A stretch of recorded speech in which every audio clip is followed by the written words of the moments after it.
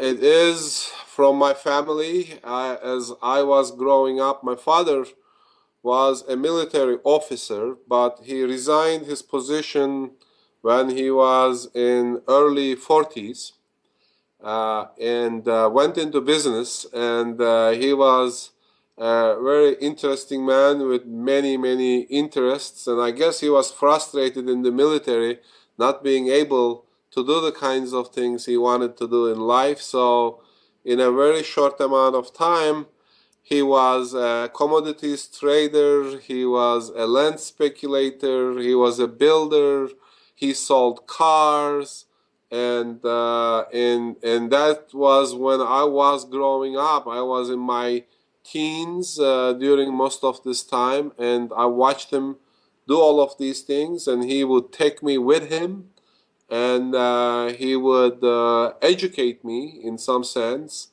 and so I got interested in business through him.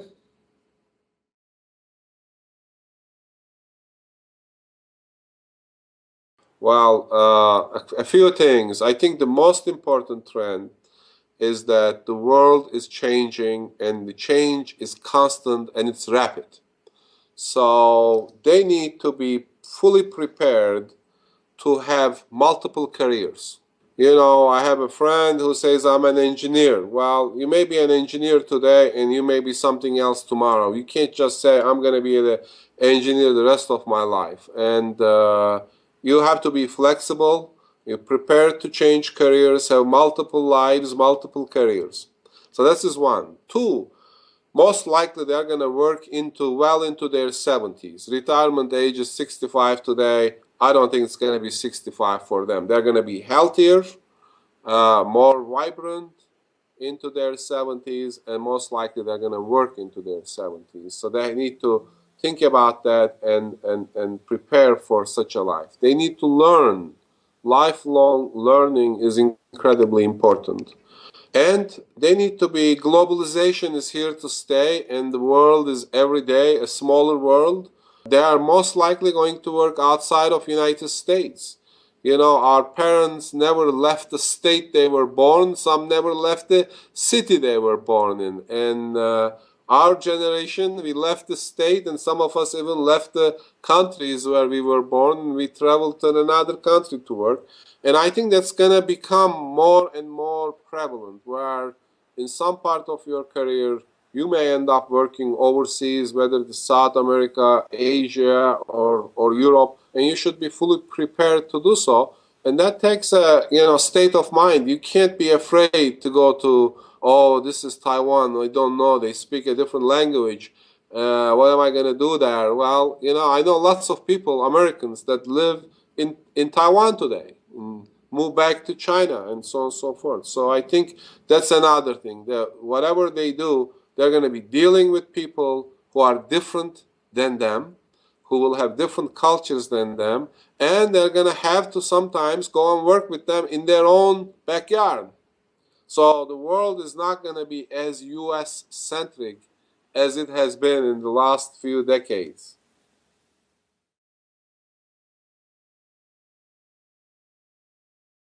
The most important skill they need and is often ignored by the academics as well as by the students is communication skills. You cannot be an effective worker anywhere, an effective contributor to an organization, no matter what role you are in, if you cannot communicate well. So you have to spend a lot of time learning how to communicate both verbally as well as in writing. And I cannot emphasize that enough. The other thing is you need to be an interesting person, all right? You can work hard and get A's in all the subject matter, and you go and you don't know anything else, but let's say you're an accountant. Let's pick on accounting, okay? You're an accountant and you're a great accountant, you know everything about accounting. And if you don't know anything about anything else, okay, but accounting, you're not going to be very successful. People meet people, do business in informal settings. If you're not an interesting person, nobody wants to talk to you. You can't have a network. So you have to learn. You have to have an appetite for knowledge outside of your profession. You have to learn about geography. You have to know about history. You have to know about sociology. You got to know world events. You got to know what's taking place in China today or in Africa today. Be knowledgeable about a wide variety of things. Have interest outside of your work. If you are interested in cooking, be a gourmet, learn how to cook. If you are interested in gardening, go do gardening or sports, but be an interesting person, okay? That's gonna serve you well the rest of your life and the rest of your business career. Have empathy for other people, okay? In other words, be a good person. Try to be a good person. It is so easy to make friends and to be kind to other people. All it takes is just caring and words. You can say a few kind words and people will remember you fondly. You can thank people. Okay? We don't thank people enough. And that right there makes friends. To make enemies is also very easy. You can be an obnoxious person. You can just say obnoxious things. You don't care about what their feelings are, and you hurt them. Again, it doesn't cost you anything to be nice. All right? And you should be nice. Don't make enemies, make friends. That's kind of a fundamental life lesson that is really critical in business because you don't know when you are going to you have to have a network of people that you can pick up the phone and call and ask for help. And you only create that network while being a nice person, also being an interesting person. So those two things go hand in hand.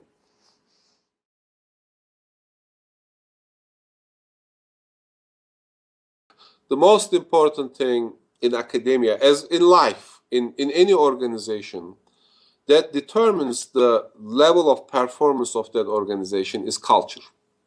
The culture of the organization decides what that organization becomes and what it will be in the future. So UTD was established by the founders of Texas Instruments. And they established UTD because they needed to train workers for them, okay? They also needed to train their employees, okay? So if you have a bunch of engineers working for Texas Instruments, you have to train them in business. Well, that means they're going to get a master's degree.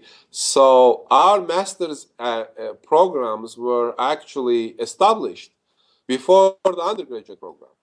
So that's just the history of UTD. In fact, UTD was a research institute that Texas Instruments created. And then they changed the research institute into a university, gave it to UT system, and the first degrees granted by this university were PhD and master's degrees, not undergraduate degrees. So UTD is kind of a unique place that started from top with PhD and then slowly went down to undergraduate, and finally it's only been little over 2 decades that we have been admitting freshmen. So undergraduate programs are the newest programs here in the university. That's why we have such a strong emphasis on research. Also, the founders of TI demanded excellence, just like they demanded excellence from their company. And TI went on and became a world-class company. They demanded excellence. So that's part of our culture. Everything we do, we want to be the best, and we want to compete in the national and international scene. We want to be leaders rather than followers. This is all part of our culture. So the three founders of the university are Johnson, Green, McDermott, and these three gentlemen kind of decided what this school will be, what this university will be, way into the future. They are all gone now, but their legacy and their values live in the university with us and through the next generation and on.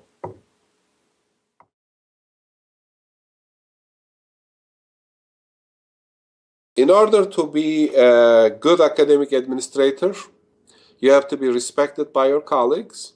That means you have to be a successful academic first, which means not only to be a great teacher, but also a well-known researcher. So you have to rise through the ranks and do the things that academics, professors do, be successful at it, and then move on and say, okay, now, I'm going to be an administrator. So you have to be an academic first and administrator second, which is difficult because all your life you are working on writing papers, doing research, educating, and then all of a sudden you really have to kind of make a shift and de-emphasize that which you are very good at by definition. Otherwise, you're not going to be respected by your colleagues.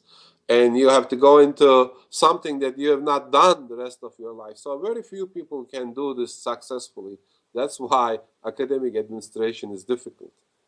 But so my advice to them is get a PhD at a great school, do lots of research, be a very successful, nationally known academic, and then if you have the tendency to be a manager, that in not a manager but a builder, like in my case it was a building job rather than a management job. If you want to contribute in the bigger picture, help others be successful with their careers and help students get a better education, then you will have the opportunity to do that. But you got to become a top-notch academic first.